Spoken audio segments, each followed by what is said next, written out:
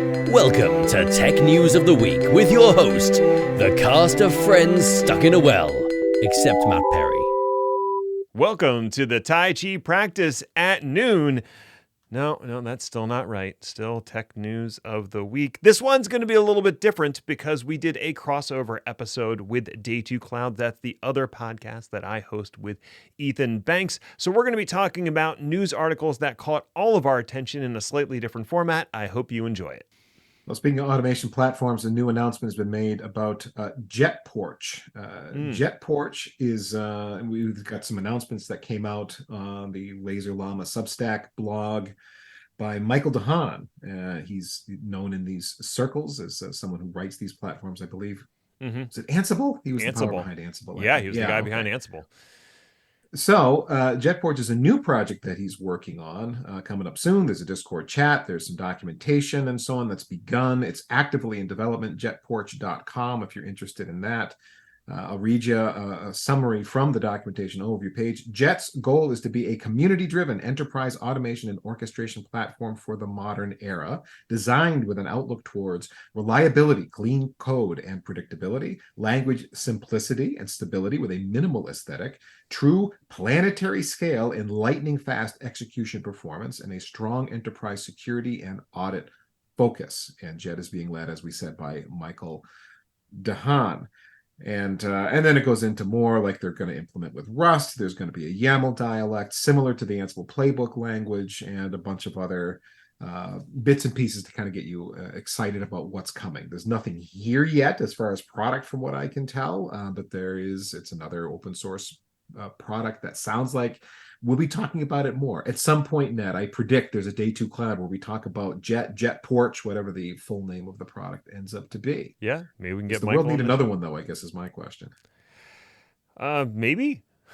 It sounded like, to a certain degree, he was trying to reinvent Ansible, but sort of solve for some of the issues that Ansible had, learn from lessons of the past. Launching a whole new automation product and getting people to adopt it is hard. I did note that he is intending for it to be able to use existing Ansible playbooks with very little conversion. So that will make the conversion of people a little bit easier if they want to use the new automation platform.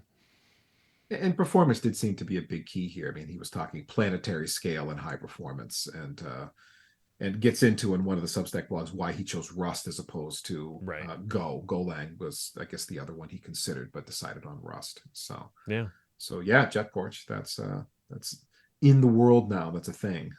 Yet another project I found is called UbiCloud, and this is just something that's out on GitHub. How mature it is, how useful it is, don't know yet, but it sounded intriguing reading from the readme.md on their GitHub page. UbiCloud is an open, free, and portable cloud. Think of it as an open alternative to cloud providers, like what Linux is to proprietary operating systems.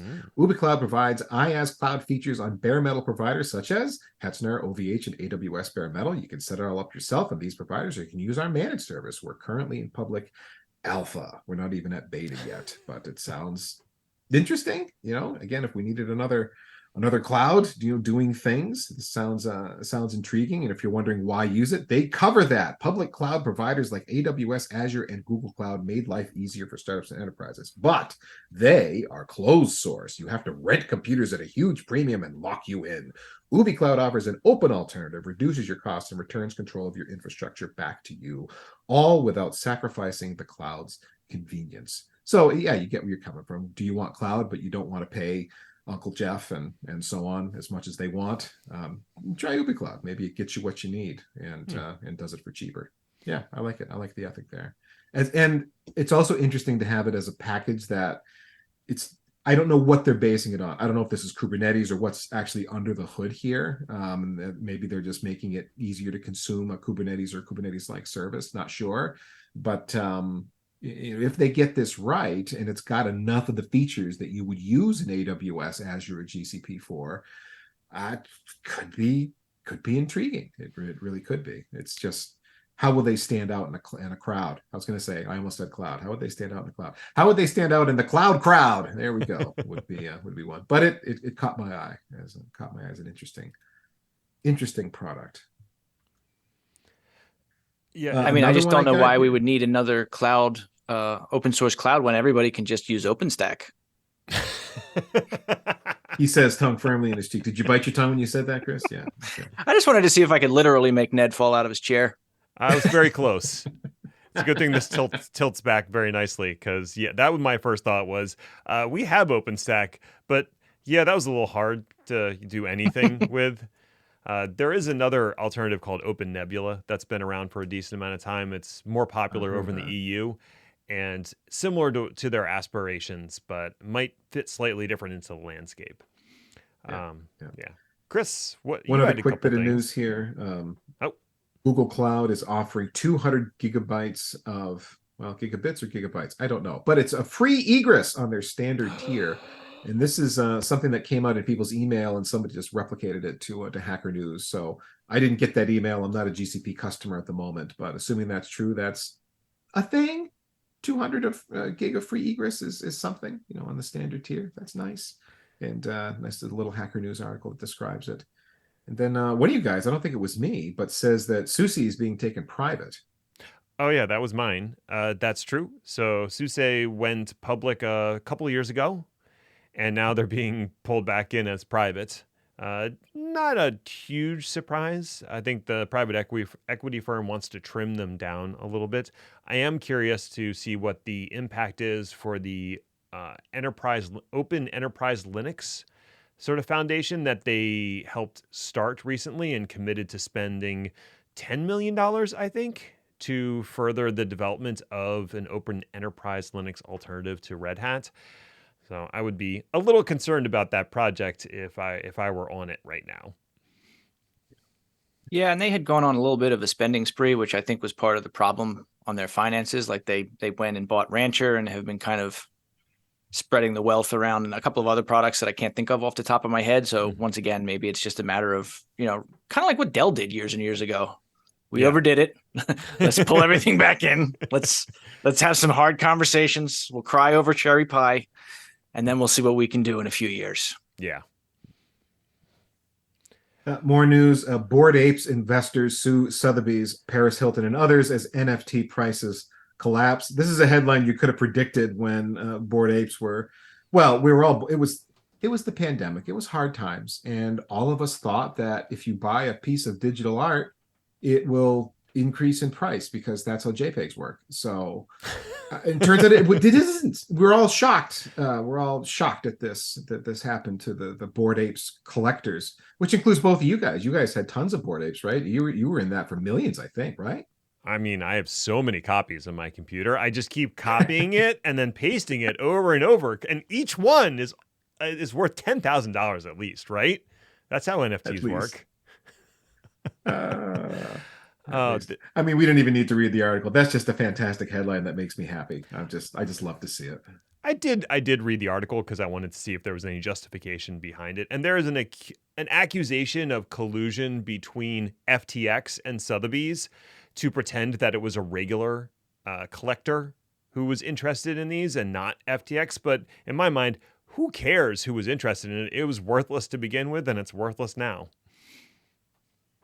Yeah, and that's the thing. I mean, there was all this hype around them. NFTs were all the rage. They seemed like there was 6 months to a year there. We were talking about crypto and NFTs and what you're going to do on the blockchain and all the Web3 stuff. And we even did a show about Web3, trying to figure out if there was anything real there, what the technology was and actual use cases other than Ponzi schemes and scams. And I think we came up fairly dry on that, but there wasn't a lot, no. Yeah, it wasn't a lot. And so a story like this is just inevitable because there literally was millions of dollars getting sunk into this marketplace that, of course, collapsed once we all moved on as a society to do something outside of our homes as the pandemic has faded out, thankfully. Nope, not me. I refuse to go outside. I don't believe outside exists. I've seen Ready Player One. I know how it works. Yeah, that was a great documentary. I hope they come out with another one. In the words of a friend of mine, outside is why they made inside. So there you go. There you go. All right, and one of you guys had a grouping of articles under the category Poor Generative AI Can't Catch a Break. Yeah, I had a little threefer for you guys because a couple of things came out in quite short order that I think are all sort of, variations on a theme. Indeed. The first one is from DEF CON, which for those not in the know is an annual hacker convention that's been held in Vegas for something like 30 years. Yeah. And for those that are in the know, yes, DEF CON was in fact not canceled. You don't get it, Ned. It's not important. Okay. As part of the DEF CON shenanigans, they have sort of open competitions every year to hack one type of thing or another, capture the flag type of stuff, all kinds of different games. One of the things they did this year was go after generative AI from a number of vendors. So the Llamas, the Chat GPTs, the Google Bards. I'm sure there are more. So basically 200 or 300 dedicated sarcastic hacker types sat in a room and attacked generative AI, and generative AI did not do great. I'm shocked. Now, shocked, sir. First thing to note is this was only by manipulating prompts. Keyboard talking to the AI. So no behind the scenes shenanigans, no hacking from outside, just chatting directly through the interface you're supposed to use. Within a few hours, these competitors were able to get the AI to give out credit card number information with no additional authentication, give detailed instructions on how to use AirTags to stalk another person, and my personal favorite, unironically insist that 9 plus 11 equals 21. Yikes. Good stuff. Story number 2. Driverless cars got a big bump in San Francisco as the city expanded the allowable uses of the technology on city streets. Under tremendous controversy, I might add. Mm-hmm. This self-driving technology is the same technology you'll remember that is stymied completely by someone putting a traffic cone on the car's hood. Delightful. And they're just, out there now, driving around. Mm-hmm. And apparently and you can get a ride in one of these robo-taxis. That's the thing. And you can actually get in a driverless vehicle and be taken from point A to point B in certain markets, San Francisco being chief among them. Mm-hmm. And if you do, the car might drive you directly into a patch of wet pavement. Yay. As a result of this fun and many other not fun incidents, driverless car company Cruise was made to halve their fleet, that is not a word you can say out loud. Halve? Halberd. How do you say half that way? Have. Halve. Bless you. As regulators are increasingly probing these, quote, recent concerning incidents. Did they not see the last 3 years? They're busy playing Parcheesi? I don't know. I'm guessing not. It would appear not. Well, the story about it driving into the wet pavement, it was concrete or whatever it was. It was a construction zone. It was clearly marked. There were, I believe, there were flaggers or people holding signs, etc. And this thing still managed to drive right into the project and get stuck in. I don't know if it was concrete or whatever it was, but yeah, the vehicle actually got stuck.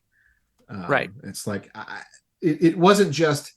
It couldn't tell that it was something it shouldn't drive over. It was like well marked out. And so that was a little disheartening because it's like, okay, guys, we've been at this training for a lot of years. You think we'd be past that part now. But I guess if it is stymied by the cone on the hood, then, cones on the road maybe also are difficult. Right. And the problem here is AI only knows what it's programmed to know. And these are crazy edge cases. But they're crazy edge cases that even the dimmest of human drivers would recognize as something that needs to at least be have the vehicle stopped so that one could investigate.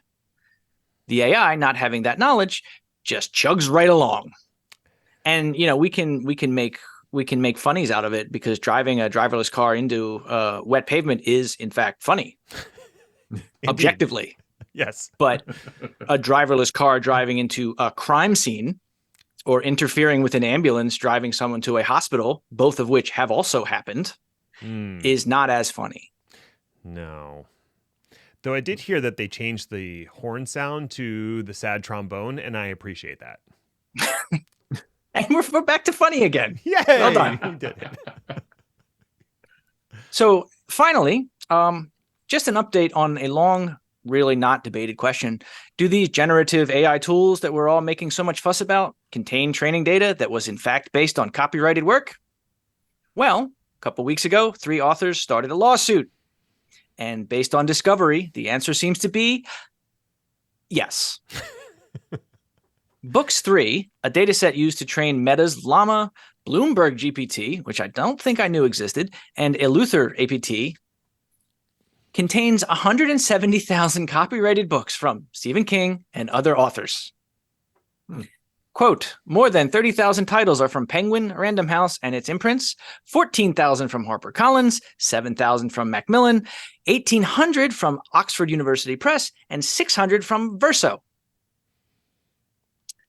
Not a great start in terms of the whole we're doing this without copyrighted works argument, I don't feel.